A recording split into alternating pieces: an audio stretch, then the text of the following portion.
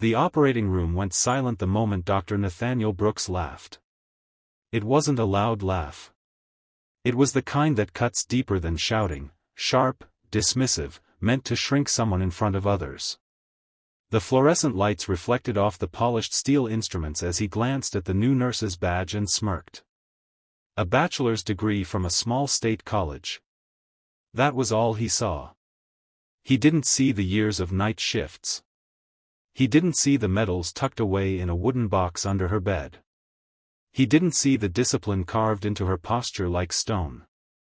Before we go further, if you believe in kindness, second chances, and never underestimating someone because of their title, take a second to like this video, comment your thoughts, share it with someone who needs encouragement, and subscribe to the channel. Stories like this matter. The hospital stood in Arlington, Virginia, just across the river from Washington, D.C., where power quietly moved behind closed doors. Mercy General was known for its elite surgical wing.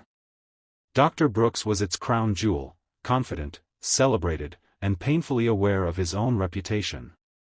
The new nurse, Olivia Carter, was assigned to his trauma team on a Monday morning that smelled faintly of antiseptic and burnt coffee. She was 29, with steady hazel eyes and chestnut hair pulled into a tight bun. Her movements were efficient, almost military in precision. She spoke softly, listened carefully, and observed everything. From the start, Dr. Brooks treated her like an inconvenience. He questioned her charting, corrected her tone, rolled his eyes when she anticipated his requests before he voiced them. Once, during a complex procedure, she handed him the exact instrument he needed before he asked for it. Instead of gratitude, he muttered that even basic anticipation was expected from someone with a modest degree. The word stung, but Olivia didn't react.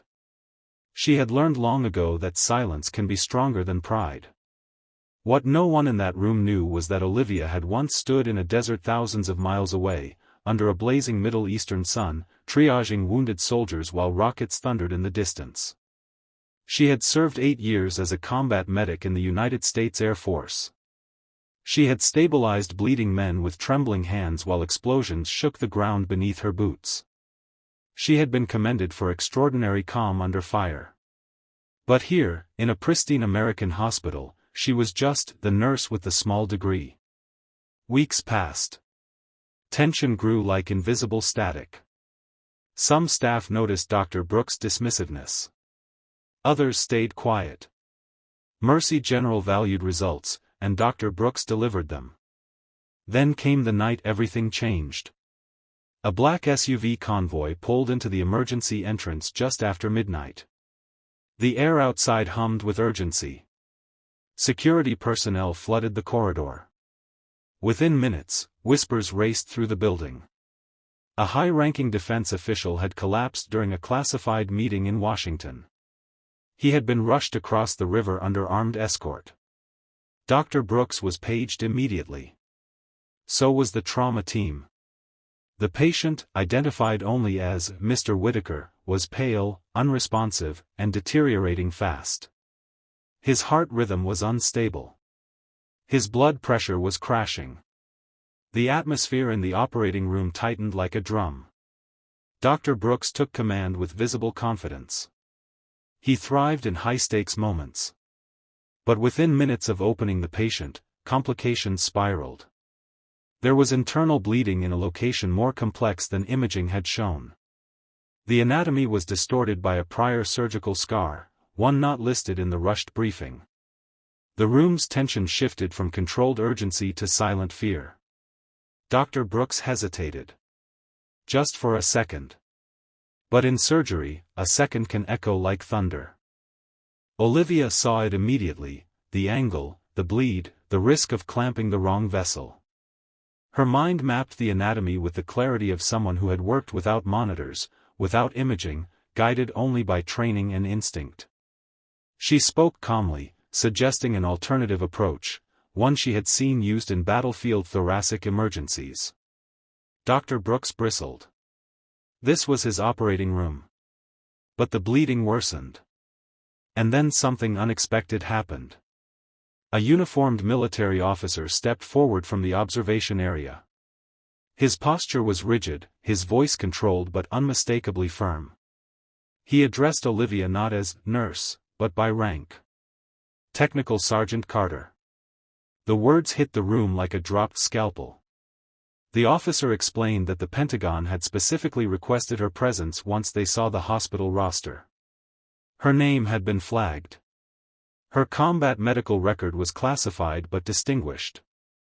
The patient on the table had once been stationed at the same overseas base where she served. He had personally signed a commendation recognizing her actions during an attack that saved multiple lives, including his own aide. The request had come by rank and name. Dr. Brooks felt the ground shift beneath his authority. Olivia didn't look triumphant. She looked focused. With controlled clarity, she outlined the maneuver again. This time, Dr. Brooks listened. Not because of her degree. Not because of her badge. Because time was running out. Together, they executed the adjustment. Her hands were steady as she assisted, guiding the angle, anticipating the clamp placement with precision born of chaos. The bleeding slowed. The monitor stabilized. The operating room exhaled in collective relief. Hours later, the patient was transferred to intensive care, alive. The hallway outside the OR was lined with quiet, suited officials. The same military officer approached Olivia and saluted her formally. Wordlessly, she returned the respect with a nod, not dramatic, not boastful, simply professional. Dr. Brooks stood a few feet away, absorbing what he had witnessed. The nurse he had mocked. The degree he had belittled. The composure he had dismissed. It wasn't loud applause that humbled him. It was the absence of it. Olivia did not brag. She did not correct him publicly. She simply documented her notes and prepared for the next case. The following morning, the hospital buzzed with controlled rumors. Leadership from Washington had sent formal commendations. Mercy General's board members suddenly spoke Olivia's name with admiration. Dr. Brooks requested a private meeting with her. In his office, surrounded by framed awards and polished plaques, he struggled to find words. For the first time in years, confidence did not come easily. He acknowledged her experience. He admitted he had judged too quickly. He thanked her, not only for saving the patient, but for preventing a mistake that could have ended more than a career. Olivia accepted the apology without drama. She explained something simple: titles do not measure sacrifice. Degrees do not reveal battlefield nights. And humility in medicine saves more lives than ego ever will. In the weeks that followed, the dynamic in the operating room transformed. Dr. Brooks began asking for her insight before complex cases. He encouraged interdisciplinary training sessions where nurses shared tactical knowledge often overlooked in traditional hospital systems. The surgical wing became stronger, not because one man was brilliant, but because he finally understood he wasn't the only one who was. Mr. Whitaker eventually recovered.